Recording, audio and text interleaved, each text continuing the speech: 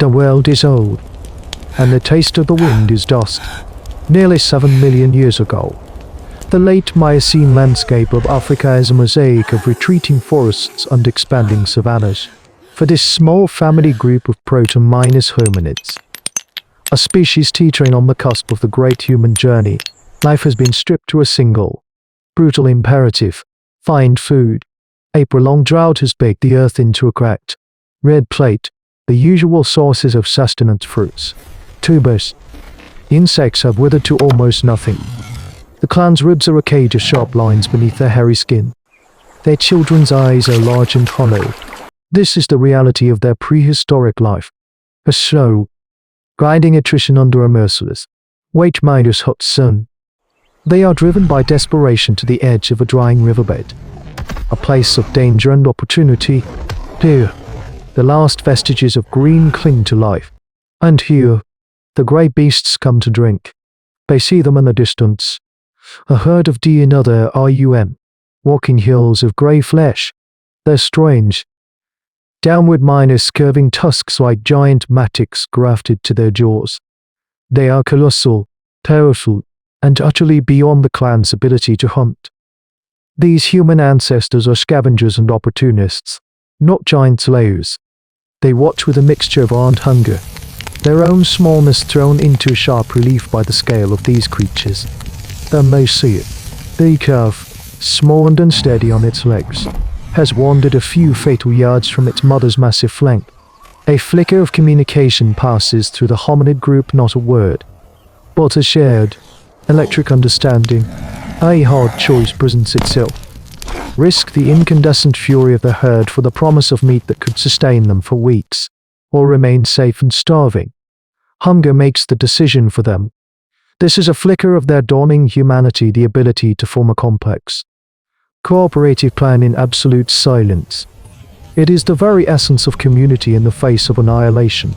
With a subtle shift of weight, an unspoken consensus is reached. They will attack. The hunt is a clumsy, terrifying affair. They burst from the reeds, a flurry of desperate, vital motion. They are armed with nothing but heavy stones and the sharpened points of fire minus hardened sticks. They swarm the calf, a pack of intelligent, determined ants attacking a baby giant. The calf bellows in terror and pain. The herd trumpets in alarm and confusion, their instinct driving most of them to thunder away from the sudden, chaotic threat. But the matriarch, the calf's mother, does not run. She turns. And it is here that the ancient script of predator and prey is irrevocably torn. She watches the small, hairy apes kill her child. And in her ancient, intelligent eyes, something breaks. It is not fear. It is not panic. It is the birth of a cold, calculating purpose. The clan, in their moment of desperate triumph, have made a terrible, unprecedented mistake. They have taught a force of nature how to hate. As they drag their prize away, the matriarch stands her ground, watching them. She is not mourning. She is waiting. At last, for a single, they collapse glorious on the grassy day. bank. The clan are kings. The meat from the calf is a miracle. A feast of fat and protein that brings life back to their starving bodies. The sounds of their community, long muted by hunger, return. The chatter of the young, the low grunts of contentment from the males as they use sharp stones to strip meat from bone. They gorge themselves, their bellies swelling for the first time in months. This is a pivotal moment in their hominid history. A successful hunt against a creature far larger than any they have taken before. They have proven their cleverness, their ability to cooperate and overcome. But as dusk bleeds across the savannah, a profound and ancient unease settles over their small encampment. The fire, usually a ward against the terrors of the night, feels small and inadequate. The first sound is a cracking, like a great tree being split by lightning, but there is no storm. It comes from the darkness beyond the firelight, and it is followed by a sound of immense weight moving through the brush. The clan falls silent, every eye wide and fixed on the impenetrable black. This is not the stealthy pad of a leopard or the cackle of a hyena. This is something else. Something with a deliberate, earth-minus shaking tread. The primal fear of the dark is amplified 1,000 times. They are not just afraid of what might be in the dark. They are afraid of what they know is in the dark. The matriarch has not fled. She has followed. This is the emotional turning point. The attack is not a blind, raging charge. It is a calculated act of terror. The massive, shadowy form of the Deinotherium appears at the edge of the camp. She ignores the hominids themselves, who are screaming and scrambling for the safety of a nearby rocky outcrop. Her focus is on their shelters, the flimsy nests of branches and woven grass where they sleep. With a terrifying deliberation, she lowers her head. Her unique, downward minus curving tusks are not weapons of attack, but tools of demolition. She hooks them under the edge of a shelter and, with an effortless wrench of her powerful neck, pulls it apart. She systematically unhooks and dismantles their small world, piece by piece. This is not instinct. It is a terrifying lesson in applied ethology. She is not trying to kill them. She is showing them that there is nowhere to hide. She destroys two more shelters before retreating back into the nocturnal dark, leaving behind a scene of ruin and decline paralyzed by a new kind of fear. Their survival skills are useless here. They know how to track, how to hunt, how to hide. They do not know how to fight a memory. They do not know how to defend against a grief that has become a weapon. This is an act of foresight on the matriarch's part. A psychological campaign. She is teaching them that sleep will bring no rest, that their camp is not a home but a trap. For the first time, these early humans understand what it is to be stalked not by a simple predator, but by an intelligent, calculating enemy that knows where they live and is fueled by a loss they themselves created. The long, terrifying night has just begun. The sun brings no relief. Dawn reveals the full extent of the matriarch's calculated rage. The camp is a ruin, their fragile sense of home shattered. But the true terror is the realization that she is still out there, watching. During the day, they see her, a vast, grey mountain standing at the edge of the woodland, silent, unmoving, her presence a promise of the night to come. She is laying siege to them. This is a terrifying display of animal intelligence, a deep understanding of cognitive ecology.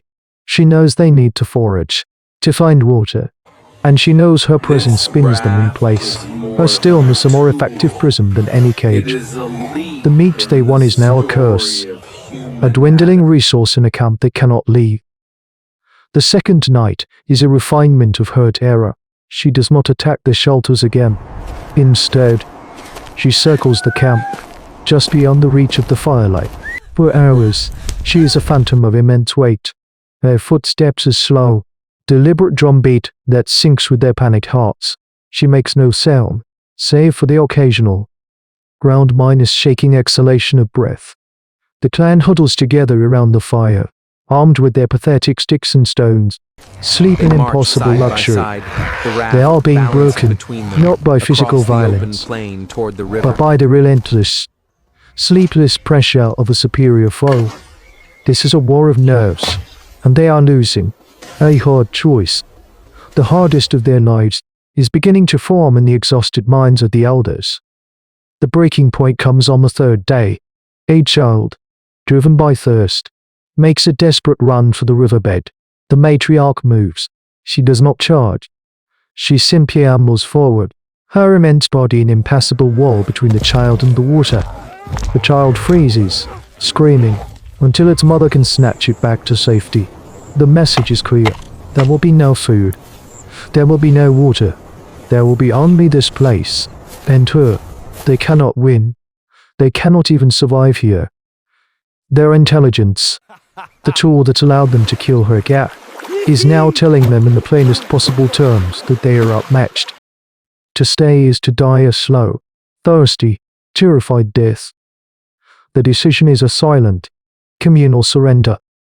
It is an act of supreme altruism and a testament to the strength of their community. They must abandon everything this territory, this river, the remains of their precious kill to save their young, to save their future. They wait for the sun to be at its highest, the time they hope the great beast will be resting in the shade. They gather nothing but their infants, with one last, Terrified, look at the unmoving grey mountain in the distance. They slip away, a small, defeated band of human ancestors becoming ghosts on the savannah. Their flight is the birth of a new kind of wisdom, a lesson that will be carved into the very DNA of our species. Some powers cannot be fought, some griefs cannot be appeased, and sometimes, the only victory is in the quiet, humble act of dispersal. The matriarch watches them go. A small line of brown figures disappearing into the heat haze. She does not pursue. She has not won a battle. She has finished a lesson. This was not a hunt, nor was it a simple act of animal rage. It was a judgment. The Deinotherium matriarch, in her grief, became the first teacher of consequences on a scale these proto-hominids could understand. She taught them that intelligence is not a uniquely hominid trait, that the creatures of this world possess complex emotions and the capacity for strategic thought. This encounter, a footnote in the grand saga of prehistory, was a humbling and essential lesson in the development of the human mind. It installed a new kind of respect, a crucial awareness that for every action, there is a reaction, sometimes on a scale you cannot possibly comprehend. We, her distant descendants, have forgotten this lesson more often than we have remembered it. We have become the relentless, intelligent force, inflicting wounds upon the natural world, and we are surprised when it responds with the ferocity of a grieving mother with fires, with floods, with a fury that dismantles our comfortable shelters.